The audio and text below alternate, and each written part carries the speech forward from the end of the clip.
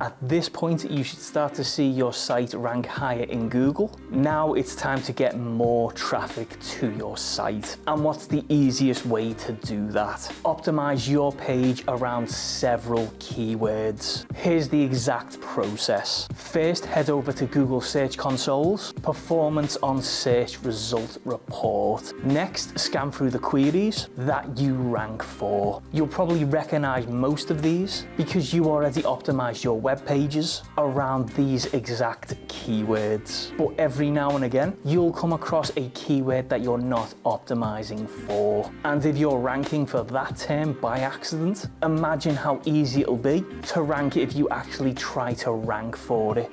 This is only step 6 to rank number 1 on Google. Don't worry, I will be going through all of them so you can achieve your goals. So keep your eyes peeled for step 7. If you want more tips and advice regarding all things SEO, then like the video, subscribe to the channel, and hit that notification bell so you don't miss out on any further videos. If you want our team to help you with your marketing, why not contact our digital marketing agency, absolutemedia.uk. You can get a free consultation and take the first steps into launching your traffic to the next level. All details are in the description below.